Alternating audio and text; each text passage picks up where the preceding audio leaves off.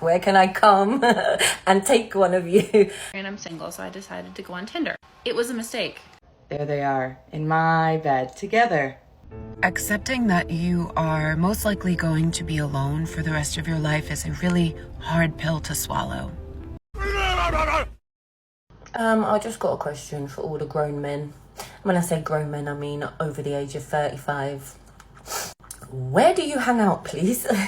Like, where are you? Like, where can I find you? Like, where can I come and take one of you and leave? Now, I know a lot of you at home. You know, it's where we be over the age of 35. We're at home, obviously, because we don't have a social life, you know. But on the odd occasion that you do go out, where do you go? Like, where do you go? Like, where would you be like, you know, I don't know, 10 minutes from now? Like, summer's coming and I'm trying to do all grown folk stuff with my boo that I don't have. I'm trying to find him, but I can't find him because he's always in the bloody house. So you lot need to let me know where you go when you go out. Where are you, please? Most of these guys are at home, minding their own business, like she said. I'm sure when she goes on dating apps, she's probably looking for guys who have pictures of themselves on holiday and at places that demonstrate a lavish and exciting lifestyle. She swipes left on the guys who are at home, so she more than likely defeats the purpose of finding a good homely guy to begin with. She doesn't even know what she wants. So I'm in the adult industry and I'm single, so I decided to go on Tinder. It was a mistake, and let me tell you why. So we matched, and he said, hey, and I said, hi, how's it going? And he said, I'm good, babe, add me on Insta, it's easier to reach me. And I would like to note at this stage, his Insta was a work Insta. He's a tattoo artist, it was his tattoo Instagram. So then I added him on Instagram, and this was all like in the last 3 days. So I added him on Instagram, and he says, hey, babe, thanks for adding me. And then he sends me this voice message out of nowhere. Okay, I get it. Now you're on Instagram, so you can add more people to your Insta fan. That's fine. I'm not interested in your only fan. If I want to watch porn, I go on Pornhub. If I want to fuck, I fuck. I don't need a guy that looks like me doesn't need to pay for OnlyFans. So if you just adding people on Tinder for your OnlyFans, definitely not interested. So yeah, I guess delete me right now. Now I've been having a really bad week lately, so yeah, he lit the fuse. Everybody has their own preferences, and some guys don't want to be seen with a woman who does that for a profession. Imagine introducing her to your friends and family. At any time they can go online and watch her get her back blown out by Mandingo. Screw that! One time, when I was a little bit larger, I was hooking up with this guy, and he just stopped mid-hookup and said, you have a good amount of fat on your body. One time on New Year's, I had my best friend at the time and the guy that I was seeing, one of the only times I ever had feelings for a guy, and I guess they kissed when I was yarfing my brains out in the bathroom, and my friend comes up to me and goes, hey, so-and-so just kissed. And I said, oh, like, as a joke? And she's like, no, like, it wasn't the funny kind. And I said, oh. So me, I'm hammered. I mosey on down to go into my bedroom. My door is locked. I open the door. There they are, in my bed, together. Doing what? Who knows? Didn't want to. Got in a fight, left, started puking even more. Not only did I hook up with a guy who went to jail, but when we were done, I turned over and I saw him scrolling on Tinder. So, thank you, King.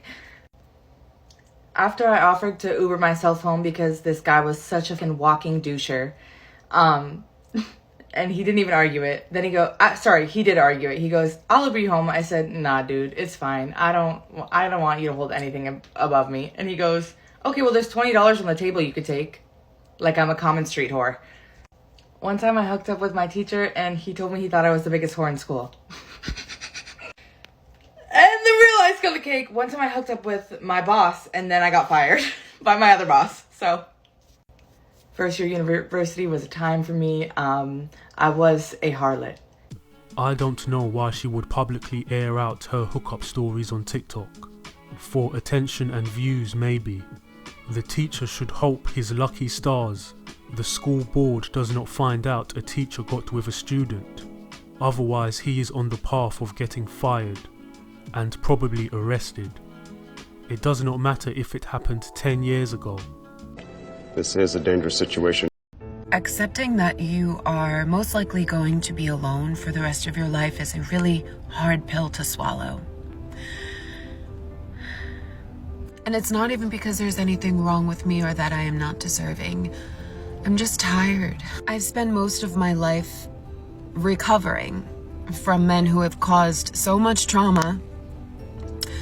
My physical brain cannot handle anymore. It is always in survival mode.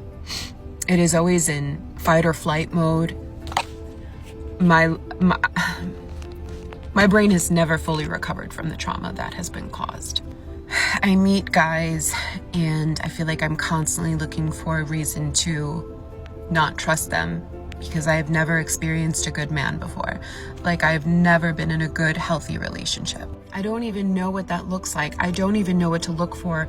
I don't know what is normal. I've never experienced normal. How am I supposed to know?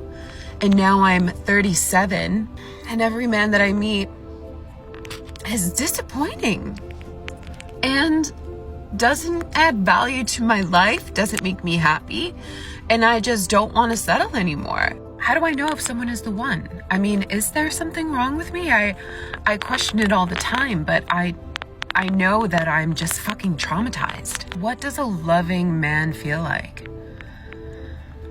What does a healthy relationship feel like? What does it feel like when you have found your person? I've been in so many relationships, long relationships, and no one has ever added value to my life or made me feel like I was enough. And it makes me sad that I have never gotten to experience this.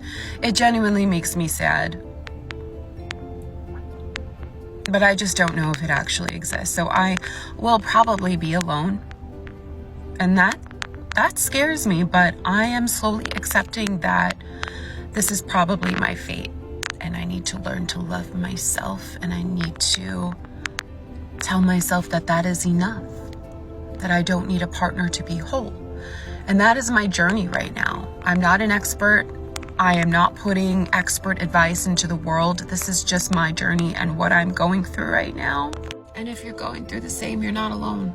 I don't know, maybe that's my purpose, to learn to be on my own and let others know that it's okay. Imagine her being a young, attractive woman, getting hundreds of guys who would like to date her, who would cherish her and provide for her, and men who would simp for her. But instead of considering any of those guys, she chases after the 6-foot, 6-pack Chad, who inevitably treats her like garbage. Imagine her doing this for over 10 years, and still not learning her lesson. Then, when she finally learns her lesson, it's already too late, because she's damaged. There are many women out there who have hit the wall who are like this. It all originates from men who took advantage and her horrible relationship choices. When will they ever learn?